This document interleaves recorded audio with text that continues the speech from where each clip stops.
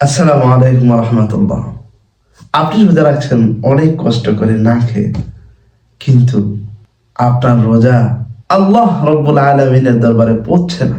আপনার এই রোজা শুধুমাত্র না খেয়ে কষ্ট ছাড়া এর কোনো বিনিময় আল্লাহর কাছে আপনি পাবেন না।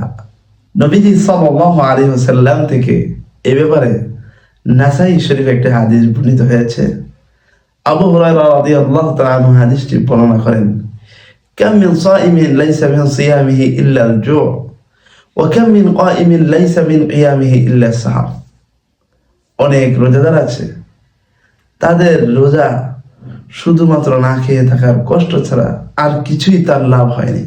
আল্লাহ তাআলার কাছে এই রোজার কোনো প্রতিদান সে পাবে না।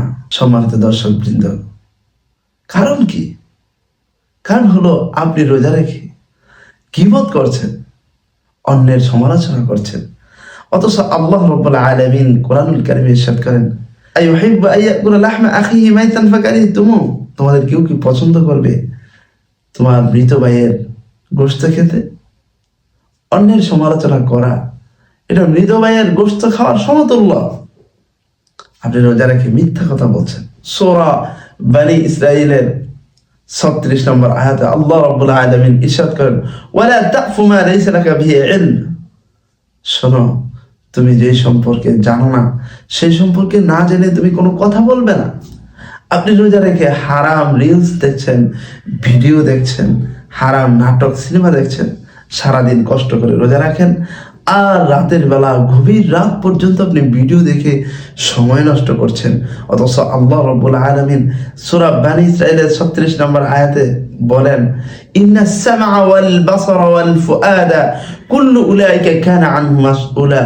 হাশরের ময়দানে আল্লাহ রাব্বুল আলামিন তোমার চোখ, তোমার নাক, তোমার কান, তোমার জিহ্বা, তোমার অন্তর সবকিছুর হিসাব নেবেন। প্রত্যেকটা অঙ্গকে তুমি কোন কাজে ব্যবহার করেছো। আপনি রোজা রেখে হারাম উপার্জন করছেন। ইন্নাল্লাহা তাইয়্যিবুন লা ইয়াকবালু ইল্লা তাইয়্যিব। আল্লাহ তাআলা পবিত্র, তিনি কোনো হারাম উপার্জনকে গ্রহণ করেন না। আপনি রোজা রাখছেন আবার সুদ খাচ্ছেন। আল্লাহ রাব্বুল আলামিন সূরা বাকারার 279 নম্বর আয়াতে ইরশাদ করেন, ফাইল্লাম তাফআলু ফাযানু বিহারবিন মিনাল্লাহি ওয়া রাসূলি। যদি তোমরা সুদ থেকে বিরত না হও তাহলে আল্লাহর রাসূলের সাথে যুদ্ধের জন্য প্রস্তুত হয়ে যাও। নাউযুবিল্লাহ। আপনি রোজা রেখে আল্লাহর সাথে যুদ্ধ করবেন, আল্লাহর রাসূলের সাথে যুদ্ধ করবেন, আবার আশা করবেন আপনার রোজা কবুল হবে। আপনি রোজা রেখে মানুষকে ধোঁকা দিচ্ছেন। রোজার আগের দিনও লেবুর হালি ছিল 40 টাকা, সেই লেবু প্রথম রোজার দিন একদিনের ব্যবধানে হয়ে গেল 150 টাকা, 200 টাকা। রোজার আগের দিনও যেই খেজুরের দাম ছিল 150 টাকা কেজি, একদিনের ব্যবধানে প্রথম রোজার দিন সেই খেজুরের দাম হয়ে গেছে 300 টাকা। এটা কি মানুষের সাথে প্রতারণা নয়? আল্লাহ রাসূল সাল্লাল্লাহু আলাইহি ওয়াসাল্লাম স্পষ্টভাবে ঘোষণা দিচ্ছেন, মান গাশশা ফালাইসা মিন্না।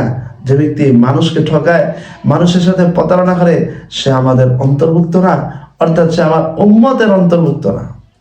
মুহতারাম দর্শকবৃন্দ, এখন আপনিই ভাবুন, আপনি কি রোজা রেখে শুধু শুধু না খেয়ে কষ্ট করছেন, নাকি আপনি সওয়াবের আশায় আল্লাহ তাআলার কাছে প্রতিদানের আশায় হাশরের ময়দানে আল্লাহ রাব্বুল আলামিনের কাছে প্রতিদানের আশায় রোজা রাখছেন? সম্মানিত দর্শকবৃন্দ, মনে রাখবেন, শুধুমাত্র না খেয়ে থেকে পেটের রোজা রাখার কথা বলা হয়নি। রোজা মুখেরও আছে, রোজা জিহ্বারও আছে, রোজা নাকেরও আছে, রোজা চোখেরও আছে, রোজা হাতেরও আছে, রোজা কানেরও আছে। শুধুমাত্র পেটের রোজা রাখলে হবে না, সমস্ত অঙ্গ প্রত্যঙ্গের রোজা রাখতে পারলেই আপনার রোজাটি হবে পরিপূর্ণ একটি রোজা। হে আল্লাহ, আপনি আমাদেরকে আপনার সন্তুষ্টি মোতাবেক, আপনার রাসূলের পদ্ধতিতে শিখানো মোতাবেক রোজা রাখার তৌফিক দান করুন। আমিন।